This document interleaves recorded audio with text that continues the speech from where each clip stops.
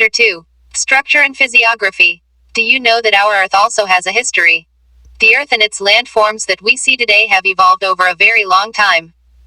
Current estimation shows that the Earth is approximately 460 million years old. Over these long years, it has undergone many changes brought about primarily by the endogenic and exogenic forces. These forces have played a significant role in giving shape to various surface and subsurface features of the Earth. You have already studied about the plate tectonics and the movement of the Earth's plates in the book Fundamentals of Physical Geography, NCERT, 2006. Do you know that the Indian plate was to the south of the equator millions of years ago? Do you also know that it was much larger in size and the Australian plate was a part of it? Over millions of years, this plate broke into many parts and the Australian plate moved towards the southeastern direction and the Indian plate to the north. Can you map different phases in the movement of the Indian plate?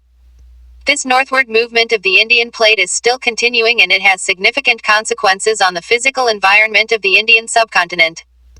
Can you name some important consequences of the northward movement of the Indian plate? It is primarily through the interplay of these endogenic and exogenic forces and lateral movements of the plates that the present geological structure and geomorphologic processes active in the Indian subcontinent came into existence. Based on the variations in its geological structure and formations, India can be divided into 3 geological divisions. These geological regions broadly follow the physical features. I. The peninsular block. E. The Himalayas and other peninsular mountains. E. Indo-Ganga-Brahmaputra plain. The peninsular block. The northern boundary of the peninsular block may be taken as an irregular line running from Kachich along the western flank of the Aravalli range near Delhi and then roughly parallel to the Yamuna and the Ganga as far as the Rajmahal Hills and the Ganga Delta. Apart from these, the Karbi Anglong and the Meghalaya Plateau in the northeast and Rajasthan in the west are also extensions of this block. The northeastern parts are separated by the Malda Fault in West Bengal from the Chotanagpur Plateau. In Rajasthan, the desert and other desert-like features overlay this block. The peninsula is formed essentially by a great complex of very ancient gneisses and granites, which constitutes a major part of it. Since the Cambrian period, the peninsula has been standing like a rigid block with the exception of some of its western coast which is submerged beneath the sea and some other parts changed due to tectonic activity without affecting the original basement. As a part of the Indo-Australian plate, it has been subjected to various vertical movements and block faulting. The rift valleys of the Narmada, the Tapi and the Mahanadi and the Satpura block mountains are some examples of it. The peninsula mostly consists of relict and residual mountains like the Aravalli Hills, the Nalamala Hills, the Javadi Hills, the Velakonda Hills, the Palkonda Range and the Mahendragiri Hills, etc. The river valleys here are shallow with low gradients. You are aware of the method of calculating the gradient as a part of your study of the book Practical Work in Geography Part 1, NCERT, 2006. Can you calculate the gradient of the Himalayan and the peninsular rivers and draw the comparisons? Most of the east-flowing rivers form deltas before entering into the Bay of Bengal. The deltas formed by the Mahanadi, the Krishna, the Kaveri and the Godavari are important examples. The Himalayas and other peninsular mountains. The Himalayas along with other peninsular mountains are young, weak and flexible in their geological structure unlike the rigid and stable peninsular block. Consequently, they are still subjected to the interplay of exogenic and endogenic forces, resulting in the development of faults, folds and thrust plains. These mountains are tectonic in origin, dissected by fast-flowing rivers which are in their youthful stage. Various landforms like gorges, V-shaped valleys, rapids, waterfalls, etc. are indicative of this stage. Figure 2. 1. A gorge. Indo-Ganga-Brahmaputra Plain. The third geological division of India comprises the plains formed by the river Indus, the Ganga and the Brahmaputra. Originally, it was a geosynclinal depression which attained its maximum development during the third phase of the Himalayan mountain formation approximately about 64 million years ago. Since then, it has been gradually filled by the sediments brought by the Himalayan and peninsular rivers. Average depth of alluvial deposits in these plains ranges from 1,000–2,000 meters. It is evident from the above discussion that there are significant variations among the different regions of India in terms of their geological structure, which has far-reaching impact upon other related aspects. Variations in the physiography and relief are important among these. The relief and physiography of India has been greatly influenced by the geological and geomorphological processes active in the Indian subcontinent. Physiography. Physiography of an area is the outcome of structure, process, and the stage of development. The land of India is characterized by great diversity in its physical features. The north has a vast expanse of rugged topography consisting of a series of mountain ranges with varied peaks, beautiful valleys, and deep gorges. The south consists of stable tableland plateaus, denuded rocks, and developed series of scarps. In between these two lies the vast North Indian Plain. Based on these macro variations, India can be divided into the following physiographic divisions. 1. The northern and northeastern mountains. 2. The northern plain. 3. The peninsular plateau. 4. The Indian desert. 5. The coastal plains. 6. The islands. The north and northeastern mountains. The north and northeastern mountains consist of the Himalayas and the northeastern hills. The Himalayas consist of a series of parallel mountain ranges. Some of the important ranges are the Greater Himalayan Range, which includes the Great Himalayas, and the Trans-Himalayan Range, the Middle Himalayas, and the Shiwalik. Figure 2. 2. India. Physical. The general orientation of these ranges is from northwest to the southeast direction in the northwestern part of India. Himalayas in the Darjeeling and Sikkim regions lie in an east-west direction, while in Arunachal Pradesh they are from southwest to the northwest direction. In Nagaland, Manipur, and Mizoram, they are in the north-south direction. The approximate length of the Great Himalayan Range, also known as the Central Axial Range, is 2,500 kilometers from east to west, and their width varies between 160 to 400 km from north to south. It is also evident from the map that the Himalayas stand almost like a strong and long wall between the Indian subcontinent and the Central and East Asian countries. Figure 2. 3. The Himalayas. Himalayas are not only the physical barrier, they are also a climatic, drainage, and cultural divide. Can you identify the impact of Himalayas on the geo-environment of the countries of South Asia? Can you find some other examples of similar geo-environmental divide in the world? There are large-scale regional variations within the Himalayas. On the basis of relief, alignment of ranges, and other geomorphological features, the Himalayas can be divided into the following subdivisions. I. Kashmir or Northwestern Himalayas. E. Himachal and Uttaranchal Himalayas. E. Darjeeling and Sikkim Himalayas. IV. Arunachal Himalayas. B. Eastern Hills and Mountains. Kashmir or Northwestern Himalayas. Karuas.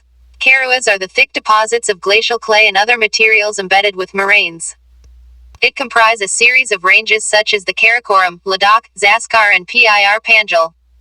The northeastern part of the Kashmir Himalayas is a cold desert, which lies between the Greater Himalayas and the Karakoram ranges. Between the Great Himalayas and the Pir Panjal range lies the world-famous Valley of Kashmir and the famous Dal Lake. Important glaciers of South Asia such as the Baltoro and Siachen are also found in this region. The Kashmir Himalayas are also famous for Karua formations, which are useful for the cultivation of saffron, a local variety of saffron. Some of the important passes of the region are Zojila on the Great Himalayas, Banihal on the Pir Panjal, Fotula on the Zanskar, and Kardungla on the Ladakh range. Some of the important fresh lakes such as Dal and Wooler, and saltwater lakes such as Pangong So and So Moriri are also in this region. This region is drained by the river Indus, and its tributaries such as the Jhelum and the Chenab. The Kashmir and northwestern Himalayas are well known for their scenic beauty and picturesque landscape. The landscape of Himalayas is a major source of attraction for adventure tourists. Do you know that some famous places of pilgrimage such as Vaishno Devi, Amarnath Cave, Chirari Sharif, etc., are also located here, and large number of pilgrims visit these places every year. Srinagar, capital city of the state of Jammu and Kashmir, is located on the banks of Jhelum River. Dal Lake in Srinagar presents an interesting physical feature. Jhelum in the Valley of Kashmir is still in its youth stage and yet forms meanders, a typical feature associated with the mature stage in the evolution of fluvial landform. Figure 2. 4. Can you name some other fluvial landforms in the mature stage of a river? Figure 2. 4. Meandering Jhelum. Figure 2. 5. Western Himalayas. An interesting fact. In Kashmir Valley, the meanders in Jhelum River are caused by the local base level provided by the erstwhile larger lake, of which the present Dal Lake is a small part. The southernmost part of this region consists of longitudinal valleys known as duns. Jammu Dun and Pathankot Dun are important examples. The Himachal and Uttarakhand Himalayas. This part lies approximately between the Ravi in the west and the Kali, a tributary of Ghaghara, in the east. It is drained by two major river systems of India, i.e., the Indus and the Ganga. Tributaries of the Indus include the river Ravi, the Beas and the Satluj, and the tributaries of Ganga flowing through this region include the Yamuna and the Ghaghara. The northernmost part of the Himachal Himalayas is an extension of the Ladakh Cold Desert, which lies in the Spiti subdivision of district Lahul. All the three ranges of Himalayas are prominent in this section also. These are the Great Himalayan Range, the Lesser Himalayas, which is locally known as Dhauladhar in Himachal Pradesh and Nagtiba in Uttarakhand, and the Shivalik Range from the north to the south. In this section of Lesser Himalayas, the altitude between 1,000–2,000 meters specially attracted to the British colonial administration, and subsequently, some of the important hill stations such as Dharamshala, Mussoorie, Shimla, Kaosani and the cantonment towns and health resorts such as Shimla, Mussoorie, Kasauli, Almora, Lansdowne and Raniket, etc., were developed in this region. The two distinguishing features of this region from the point of view of physiography are the Shivalik and Dun formations. Some important duns located in this region are the Chandigarh Kalka Dun, Nalaga Dun, Dara Dun, Harike Dun and the Kota Dun, etc. Dara Dun is the largest of all the duns with an approximate length of 35 to 45 km and a width of 22 to 25 km. Figure 2.6. Himalayan Mountain Complex. Cross-sectional view from south to north. The Shivalik. The word Shivalik has its origin in the geological formation found in and around a place called Sivawala near Dara Dun, which was once a headquarter of the Imperial Survey and which subsequently established its permanent headquarters at Dara Dun. In the Great Himalayan Range, the valleys are mostly inhabited by the Bhotias.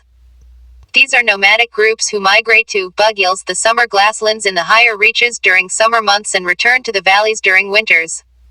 The famous Valley of Flowers is also situated in this region. The places of Gangotri, Yamunotri, Kedarnath, Badrinath and Hemkund Sahib are also situated in this part. The region is also known to have 5 famous prayags, river confluences, as mentioned in chapter 3 of this book. Can you name some other famous prayags in other parts of the country? The Darjeeling and Sikkim Himalayas. They are flanked by Nepal Himalayas in the west and Bhutan Himalayas in the east. It is relatively small but is a most significant part of the Himalayas. Known for its fast-flowing rivers such as Teesta, it is a region of high mountain peaks like Kanchenjunga, Kanchenjunga, and deep valleys. The higher reaches of this region are inhabited by Lepcha tribes while the southern part, particularly the Darjeeling Himalayas, has a mixed population of Nepalese, Bengalis and tribals from central India. The British, taking advantage of the physical conditions such as moderate slope, thick soil cover with high organic content, well-distributed rainfall throughout the year and mild winters, introduced tea plantations in this region. As compared to the other sections of the Himalayas, these along with the Arunachal Himalayas are conspicuous by the absence of the Shivalik formations.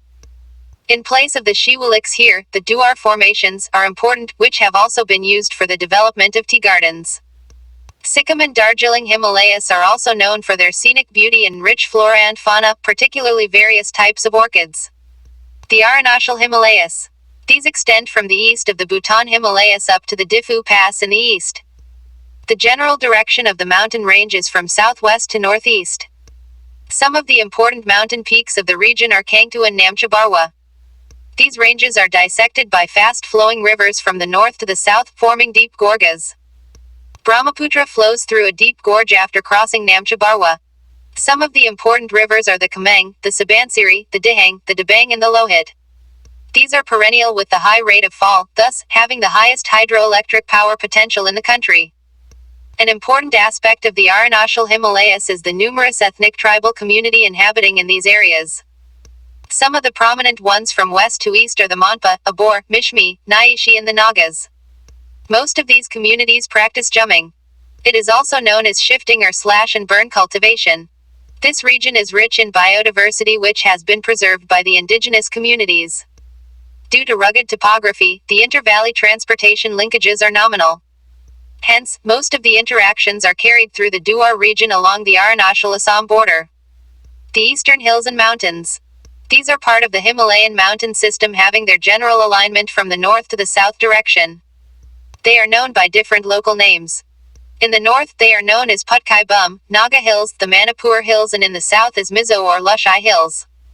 These are low, numerous tribal groups practicing gem cultivation. Most of these ranges are separated from each other by numerous small rivers. The Barak is an important river in Manipur and Mizoram. The physiography of Manipur is unique by the presence of a large lake known as Loktak Lake at the center, surrounded by mountains from all sides. Mizoram, which is also known as the Molasses Basin, which is made up of soft unconsolidated deposits. Most of the rivers in Nagaland form the tributary of the Brahmaputra. Figure 2.7. Eastern Himalayas. Figure 2.8. Mizo Hills. While two rivers of Mizoram and Manipur are the tributaries of the Barak River, which in turn is the tributary of Meghna. The rivers in the eastern part of Manipur are the tributaries of Chindwin, which in turn is a tributary of the Irrawaddy of Myanmar. Figure 2.9. Loktak Lake. The Northern Plains. The Northern Plains are formed by the alluvial deposits brought by the rivers, the Indus, the Ganga and the Brahmaputra. These plains extend approximately 3,200 kilometers from the east to the west. The average width of these plains varies between 150 to 300 km. The maximum depth of alluvium deposits varies between 1,000–2,000 meters.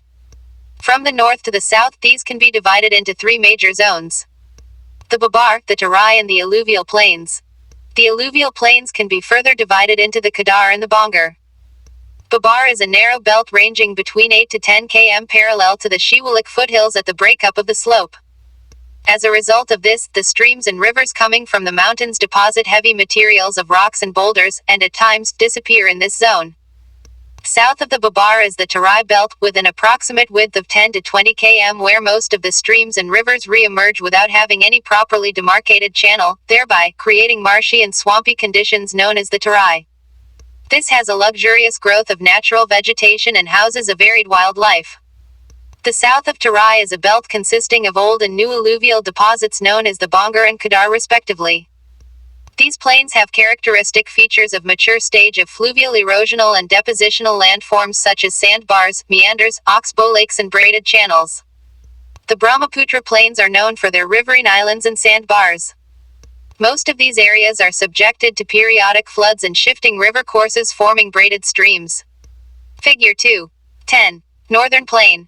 The mouths of these mighty rivers also form some of the largest deltas of the world, for example, the famous Sundarbans Delta.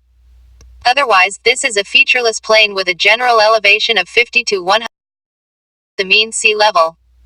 The states of Haryana and Delhi form a water divide between the Indus and the Ganga river systems.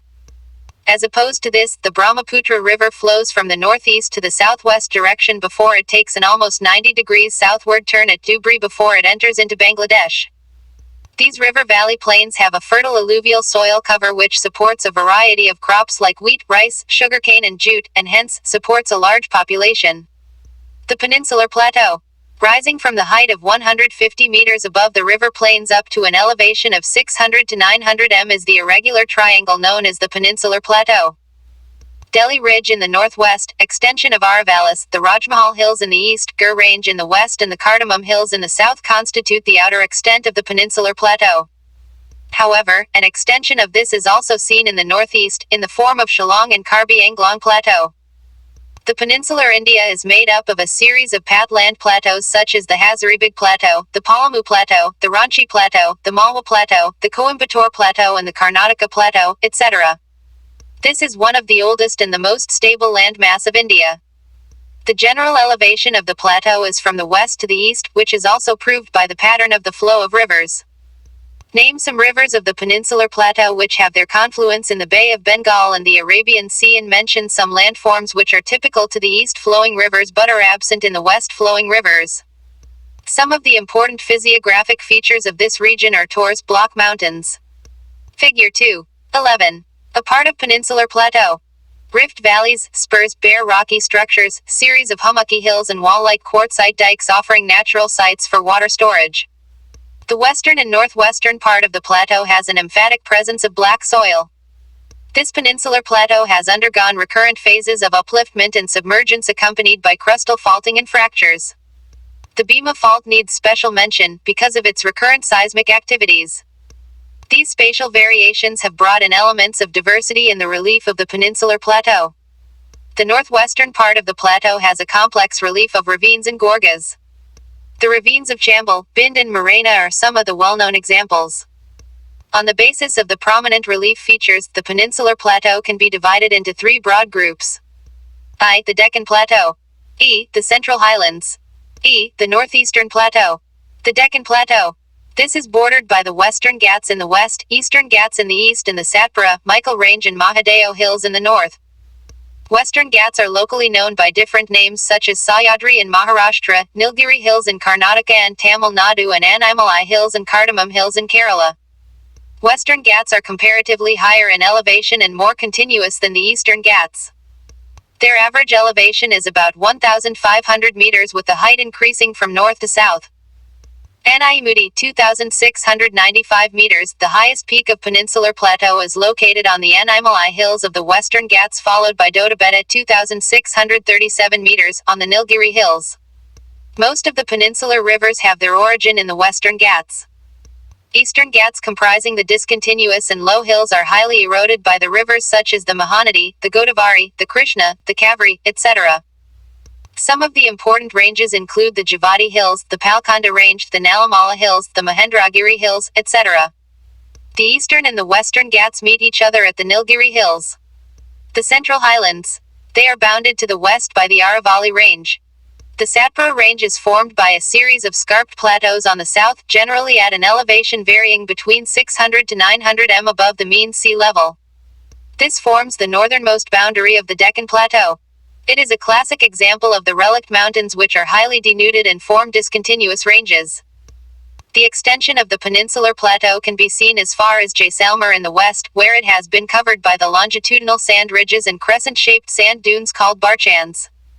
This region has undergone metamorphic processes in its geological history, which can be corroborated by the presence of metamorphic rocks such as marble, slate, gneiss, etc. The general elevation of the Central Highlands ranges between 700–1,000 meters above the mean sea level and it slopes towards the north and northeastern directions. Most of the tributaries of the river Yamuna have their origin in the Vindhyan and Kaimur ranges. Banas is the only significant tributary of the river Chambal that originates from the Aravalli in the west. An eastern extension of the Central Highland is formed by the Rajmahal Hills, to the south of which lies a large reserve of mineral resources in the Chotanagpur Plateau. The Northeastern Plateau. In fact, it is an extension of the main peninsular plateau. It is believed that due to the force exerted by the northeastward movement of the Indian plate at the time of the Himalayan origin, a huge fault was created between the Rajmahal Hills and the Meghalaya Plateau. Later, this depression got filled up by the deposition activity of the numerous rivers. Today, the Meghalaya and Karbi Anglong Plateau stand detached from the main peninsular block. The Meghalaya Plateau is further subdivided into three. I. The Garo Hills. E. The Khasi Hills. E. The Jaintia Hills, named after the tribal groups inhabiting this region. An extension of this is also seen in the Karbi Anglong Hills of Assam. Similar to the Chotanagpur Plateau, the Meghalaya Plateau is also rich in mineral resources like coal, iron ore, silimanite, limestone and uranium. This area receives maximum rainfall from the southwest monsoon. As a result, the Meghalaya Plateau has a highly eroded surface. Cherrapunji displays a bare rocky surface devoid of any permanent vegetation cover. The Indian Desert. Figure 2.12. The Indian Desert. Can you identify the type of sand dunes shown in this picture? To the northwest of the Aravalli Hills lies the Great Indian Desert. It is a land of undulating topography dotted with longitudinal dunes and barchans. This region receives low rainfall below 150 millimeters per year. Hence, it has arid climate with low vegetation cover. It is because of these characteristic features that this is also known as Maristhaly. It is believed that during the Mesozoic era, this region was under the sea. This can be corroborated by the evidence available at Wood Fossils Park at Akhil and marine deposits around Brahmsar, near Jaisalmer. The approximate age of the wood fossils is 180 million years. Though the underlying rock structure of the desert is an extension of the peninsular plateau, yet due to extreme arid conditions, its surface features have been carved by physical weathering and wind actions. Some of the well-pronounced desert land features present here are mushroom rocks, shifting dunes and oases, mostly in its southern part. On the basis of the orientation, the desert can be divided into two parts. The northern part is sloping towards Sindh and the southern towards the Rann of Kachich. Most of the rivers in this region are ephemeral. The Luni River flowing in the southern part of the desert is of some significance. Low precipitation and high evaporation makes it a water deficit region. There are some streams which disappear after flowing for some distance and present a typical case of inland lake or playa. The lakes in the playas have brackish water which is the main source of obtaining salt. The coastal plains. You have already read that India has a long coastline. On the basis of the location and active geomorphological processes, it can be broadly divided into two. I. The western coastal plains. E. The eastern coastal plains. The western coastal plains are an example of submerged coastal plain. It is believed that the city of Dwarka, which was once a part of the Indian mainland situated along the west coast, is submerged underwater. Because of this submergence, it is a narrow belt and provides natural conditions for the development of ports and harbors. Kandla, Mazagan, JLN Port Nava Shiva, Marmagao, Mangalore, Cochin, etc. are some of the important natural ports located along the west coast. Extending from the Gujarat coast in the north to the Kerala coast in the south, the western coast may be divided into following divisions: the Kachich and Kathiawar coast in Gujarat, Konkan coast in Maharashtra, Goan coast and Malabar coast in Karnataka and Kerala respectively. The western coastal plains are narrow in the middle and get broader towards north and south. The rivers flowing through this coastal plain do not form any delta. The Malabar coast has got certain distinguishing features in the form of kyles, backwaters, which are used for fishing, inland navigation, and also due to its special attraction for tourists. Every year the famous Nehru Trophy Valamkali boat race is held in Punnamada Kyle in Kerala. Figure 2.13. Coastal plains. As compared to the western coastal plain, the eastern coastal plain is broader and is an example of an emergent coast. There are well-developed deltas here, formed by the rivers flowing eastward into the Bay of Bengal. These include the deltas of the Mahanadi, the Godavari, the Krishna and the Kaveri. Because of its emergent nature, it has less number of ports and harbors. The continental shelf extends up to 500 kilometers into the sea, which makes it difficult for the development of good ports and harbors. Name some ports on the eastern coast. The islands. There are two major island groups in India, one in the Bay of Bengal and the other in the Arabian Sea. The Bay of Bengal island groups consist of about 572 islands, islets. These are situated roughly between 6 degrees north minus 14 degrees north and 92 degrees east minus 94 degrees east. The two principal groups of islets include the Richis Archipelago and the Labyrinth Island.